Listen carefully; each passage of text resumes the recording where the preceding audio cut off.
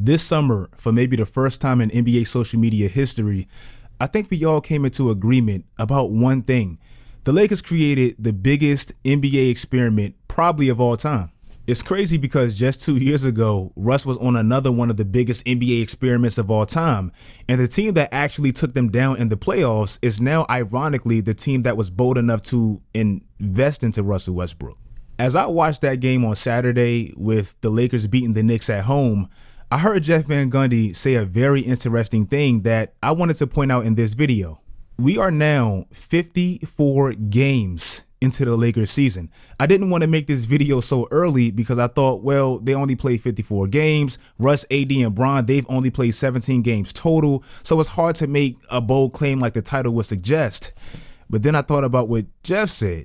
With everything going on globally, obviously we're still in this pandemic 2 years later, and just the natural injuries that comes along with the grind of an 82-game season, it's going to be extremely rare to truly have some type of continuity with all of your best players. Like, everything nowadays is improv, adaptation, and players just learning to play together really on a spot in all sports. Honestly, this comes with its own pros and cons. Certain teams are finding gems like Miami and Chicago, and other teams, they're realizing they're only as strong as their weakest link. I was going to give them that time excuse, but then I thought about other teams that's literally going through the exact same thing, like Chicago, who just added like 4 key players in a 1-year span. Miami, Phoenix. People don't even realize how many games DeAndre Ayton has actually missed this season, and they didn't skip a beat. Golden State. People don't even realize that their big three, Draymond, Clay, and Steph, still hasn't played a game together since 2019, and they have a number 2 pick that they just selected a little over a year ago that hasn't played a game in 9 months, yet they just adapted.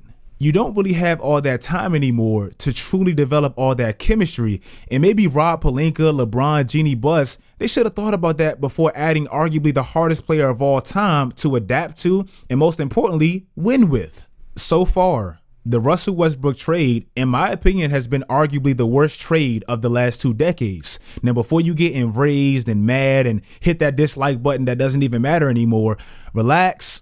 Listen to my points, come to your conclusion after you possibly watch the full video, and then call me whatever you want to call me. I'm not losing no sleep. Now, I just want to preference before I go in, I want to preference by saying there's still 28 games left. They still have a possible playoffs if they make it. And if they make the NBA Finals, I will come on here fully decked out in Lakers gear and a Russell Westbrook jersey and apologize. But I just don't see that happening, like in the slightest. This summer, the Lakers traded KCP, Montrezl Harrell, Kyle Kuzma, and the 22nd pick for Russell Westbrook and 2 future second-round picks. This is coming off a season where Anthony Davis got hurt, completely turning their season south, and then just a month later, LeBron got hurt and their entire season collapsed. The Lakers will go on to beat Golden State in the play-in tournament, meet Phoenix in the first round, one of the hottest teams in the league since they got Chris Paul, and lose in just 6 games, making it the first time LeBron lost in the first round in his entire career. None of the stuff that I just named equaled go get another star, and definitely didn't equal go get Russell Westbrook. I purposefully started with all the negatives of last year leading up to this Russell Westbrook trade. But now let me get into why this may be one of the worst trades in the last 2 decades and most definitely the most unnecessary trade, in my opinion, of all time. Anthony Davis got injured damn near a year ago of today as I make this video on Valentine's Day. And like I said, that completely turned their season upside down.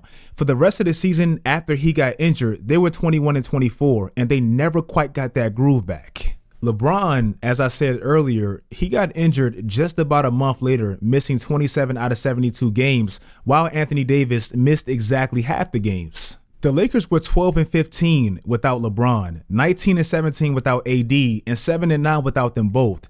Now let's talk about how great, not good, great they were before that lovely day on Valentine's Day last year. Last year, they were the #1 total team defense of the entire season, and I feel like most of that is the pace they constantly dictated to their favor, knowing they had Anthony Davis defensively. Even if you look at them right now, it is still extremely hard to score on them in a half-court setting with Anthony Davis anchoring that defense. Even if you look at that Knicks game, the biggest adjustment to me, specifically in the third quarter, is the Lakers. They forced New York to try to score in half-court sets, which they went cold and the Lakers took advantage. To me, where you cancel out how dominant AD is defensively is when you're always trying to defend in transition and AD is always trying to get back. Well, why are they always trying to defend in transition and always trying to get back? It's because of Russell Westbrook. It is damn near impossible for them to try to run an efficient half-court offense with Russell Westbrook on the court. Why? Because his defender will sag off him and essentially make the Lakers play 4-on-5, as we just seen versus the Knicks. So what do they try to do to involve their $44 million a year player? They try to push the pace, hence why they're number 2 in pace right now. And every single team for like the last 3 years that Russell Westbrook has been on, damn near has been at the top as far as pace if you look at his history. And unfortunately, Russ's turnover-prone habits mixed with him not being able to really contribute in a half-court setting offensively, that leads to them always defending in transition, effectively taking out AD's dominance defensively in a half-court setting. I hope you understood that, but to me, that's why they're not as good defensively, and AD really hasn't been there, so you can add that in too. Also last year, up until that nightmare on Valentine's Day against Denver, they were 21-6 with one of the best records in the West, coming off of the shortest break of any season in any sport ever after winning a championship. So they were still dominating. And if you look at from the time they got Anthony Davis in 2019 up until that Denver night on Valentine's Day, they literally had the best record of any team in basketball, just above Milwaukee. And we know how dominant Milwaukee is. So they were great with Anthony Davis, LeBron, and complementary pieces. Also, up until that night against Denver, and I know I keep talking about that one specific night, but that one night, in my opinion, changed damn near everything. LeBron James in that early season was a lot of people's MVP. Remember, at that time, it was Joel Embiid and LeBron James fighting for MVP. And in my opinion, and a lot of others, it was LeBron up until that point. Oh, and the biggest one of them all, the Lakers literally just won an NBA championship 9 months prior to getting Russell Westbrook. This video is not bashing Russell Westbrook at all, because at this point, I'm past that. Like, I can't get mad at a player that we all knew subconsciously this is what he was. I'm mad at the people that put this together. Like, I feel sorry for Russell Westbrook. He literally shouldn't even be here. Let's look at them now. And most importantly, let's look at their main 3 problems. To me, they have a multitude of problems, but their main 3 is age, lack of depth, and rust. The crazy part about this, all of these problems stem from the Russell Westbrook trade that should have never happened. Saturday night, and I just tweeted this, go follow my Twitter if you don't already, the Lakers won in the most bittersweet way possible. They had to sit a player and actually got better without a player making $44 million a year. And even when he was in the game, it was like they actively tried to play 4-on-5 and keep the ball away from Russell Westbrook. I've never even heard of that. Also, their lack of depth comes from the Russell Westbrook trade. After they invested all of that money into one player that they literally can't even play right now, they had to pick up everybody else's leftovers and pretty much the free agency scraps and put a team together. DeAndre Jordan, no disrespect, bro, he should not be playing in the NBA anymore. Wayne Ellington, he's found himself out of the rotation and he's old. Avery Bradley was a Golden State reject.